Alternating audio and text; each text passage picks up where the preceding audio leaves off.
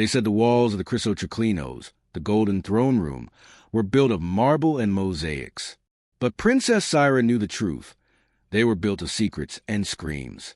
The night the torches burned blue, she heard again a sound that didn't belong in the palace of the mighty Byzantine Empire. A muffled cry, a dragging chain, then a silence so deep it felt like the whole palace was holding its breath. And Syra whispered to herself, "Another one has been taken." She was 16 when she first stepped into the great palace of Constantinople. To outsiders, it was a paradise. Peacocks strutting to the Augusteum courtyard, imperial eunuchs gliding like silent shadows, courtiers in silk whispering about God, glory, and gold. But beneath the gold ceiling mosaics lay something older, darker, bound by law and tradition. The hidden palatial penances, punishments designed not for criminals, but for women of the imperial household, not because they were guilty, but because they were dangerous. Women who knew too much. Women who could influence emperors. Women who could whisper a name and shift the empire's future. Syra's aunt, Theodota, had warned her. In the great palace, virtue is irrelevant. The only crime is being inconvenient. Syra kept her head down, learned the palace etiquette, memorized the prayers, and bowed before the empress. But nothing protected her from the cursed sound she heard again that night. A door closing, a faint rustle of fabric, a name hissed in fear. Then silence. The next morning at the women's assembly, one seat was empty. Lady Helena of Thrace was ill, the eunuch said. But everyone knew Helena had been taken to the Gymnasium chambers, the place where misbehaving or politically dangerous women were disciplined according to rituals older than Rome. Syra tried to forget it, but she couldn't. Not when Helena had been whispering to Syra the day before. Not when Helena had begged her, "If I disappear, tell my sister." But the palace had rules. Words were weapons. Loyalty was lethal, and curiosity was a death sentence. That night, Syra saw something she would never forget. A procession of lanterns moving silently through the Hall of Emperors. For eunuchs, a veiled woman, her wrists bound in silk, not rope. The fabric glowed like moonlight, embroidered with imperial purple. Silk restraints meant only one thing. She was still noble enough for mercy, but dangerous enough for punishment. Syra hid behind a column as they passed. The woman's feet shuffled quietly over the marble. A faint sob escaped her, and as the procession disappeared into the forbidden corridor, Syra realized something terrifying. This was not Helena. Helena was already gone. This was someone else. Someone recently judged. Someone powerful. Someone whose identity the palace was burying. The forbidden corridor closed behind them with a cold metallic click. That was the night Syra swore to uncover the truth behind the hidden tortures of the imperial women. The rituals whispered about by slaves, feared by empresses, and erased by historians. But she had no idea. She herself was already on the list. The Gymnasium, the women's palace, was a world within a world. From the outside, it looked serene. Marble cloisters, rose gardens, perfumed fountains. But Syra quickly learned that tranquility was only a mask. Here, every servant was a spy. Every handmaiden belonged to a faction. Every smile hid an allegiance. Syra's first discovery came from an unlikely ally, Antia, a middle-aged midwife assigned to the palace decades earlier. She had seen more secrets than any scholar and forgotten none. While tending to Syra's hair, Antia whispered, "The punishments do not begin with chains, child. They begin with silence." She explained that the greatest threat to the empire wasn't war or plague, but a woman's voice. A rumor from a noble woman could tarnish a general.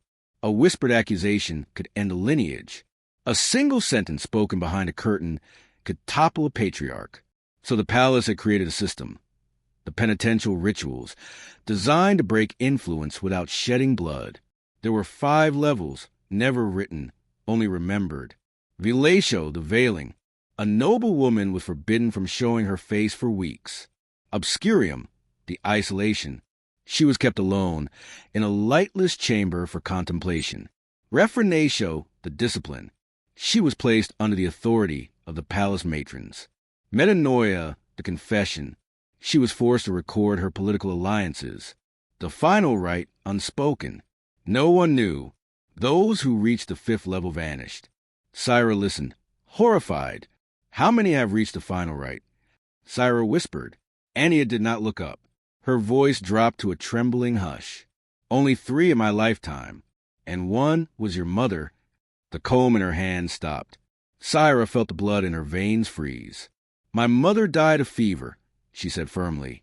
Antia shook her head. She died of palace politics. And someone wants the same fate for you. Syra tried to speak, but her voice cracked. Her mother had been erased. Documents burned. Stories altered. Even her portrait sealed in vaults. For the first time, Syra understood. She wasn't merely a court lady. She was a threat, not because of her actions, but because of her lineage. The next day, Syra was summoned to the Empress. Empress Zoe stood like a living icon.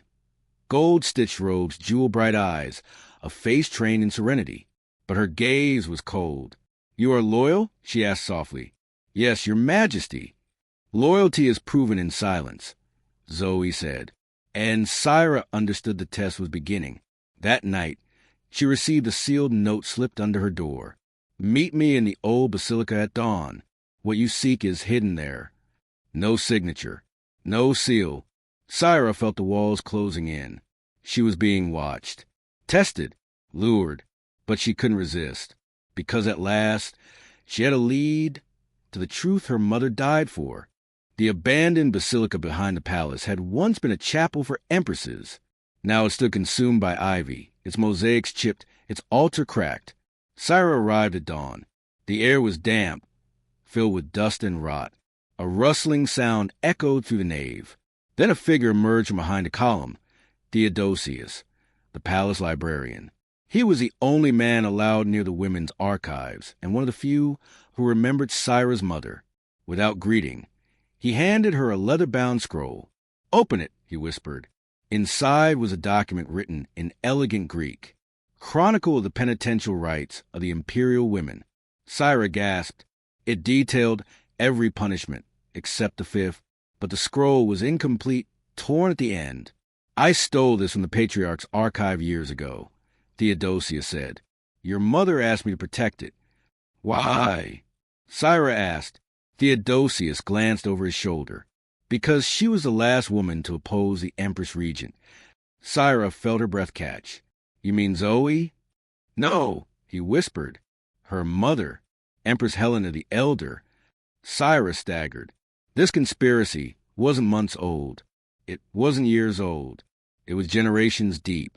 Theodosius pulled out another fragment, ragged, stained with age. This is all that remains of the missing section. Syra read the faded ink.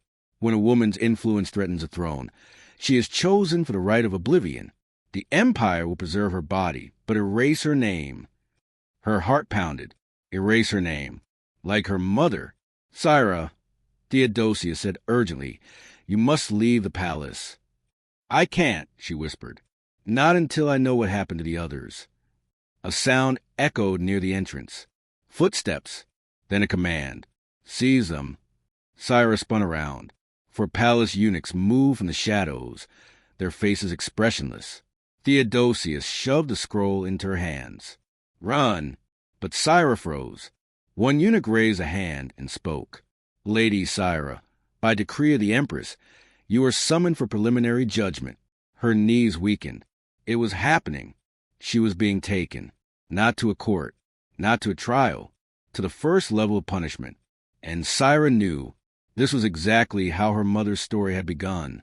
Syra was brought to the Chamber of Purity, a marble room lit by a single oil lamp. The palace matron, Marcia, stood waiting. Lady Syra, Marcia said with no emotion, you are accused of obtaining forbidden documents. The scroll, Theodosius, the basilica, her mistake had been fatal.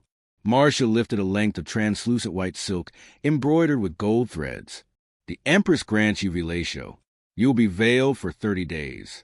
You may not speak unless spoken to. You may not meet another woman's gaze. Your silence is your penance. Syra's voice trembled. I have done nothing wrong. Marcia's eyes narrowed. In the palace, innocence is irrelevant. Obedience is everything. The veil descended over Syra's face. Her world dimmed. She could see shapes, shadows, and nothing more. For 30 days she lived in twilight. Meals were left at her door. Her handmaiden spoke only in whispers. Courtiers avoided her like a curse. But exile brought clarity. From the shadows, she watched. From silence, she learned. Her invisibility made her dangerous. On the 12th night, she overheard the Empress speaking with Patriarch Methodios. A single sentence chilled her blood. The girl will not reach the age of 20. Her mother's path is hers. Syra clutched the veil. They wanted her erased. Not punished. Not corrected. Erased. The same fate as Helena the Elder. The same fate as her own mother. She tore the veil free. If they wanted her blind and silent, she would be neither. The next day, she sought Antia. "I need to reach the hidden chambers," Syra said. "The ones where my mother disappeared." Antia hesitated, trembling. "No one returns from there." "I don't want to return," Syra whispered. "I want the truth."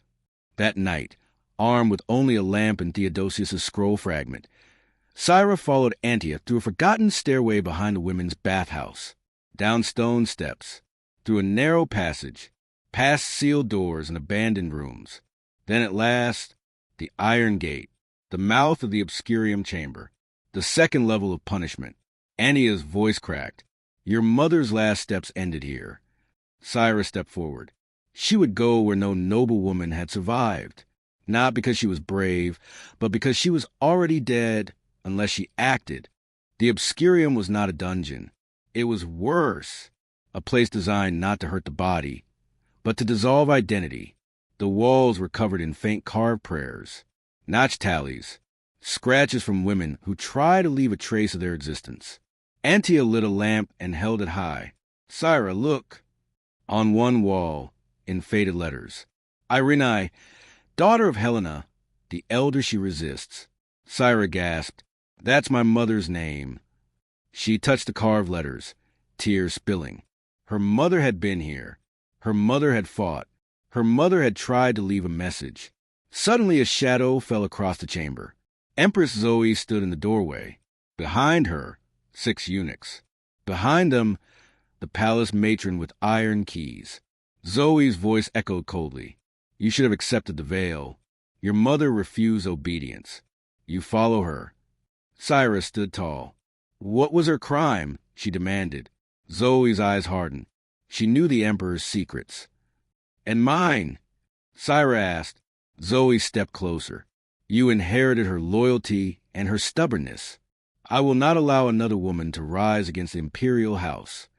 Syra realized the truth then. There had been no sedition, no conspiracy, no treason. Her mother's crime, and hers, was simply this. A woman who refuses to be silent is the deadliest threat to an empire built on whispers. Zoe raised a hand. "Prepare her for the final rite." The eunuchs advanced. Syra's breath quickened, but she did not move. Theodosius suddenly burst into the chamber, panting. "Stop." He held up the other half of the scroll, the missing pages. "Stolen at last from the Patriarch. This document," he shouted, "contains the decrees of Helena the Elder, your grandmother, Syra's grandmother, the rightful empress before your mother stole her throne." Zoe's face twisted. "You dare." Theodosius kept reading. She ordered the rites abolished.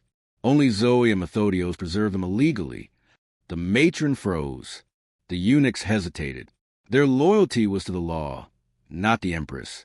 Zoe screamed, "Lies!" But it was too late.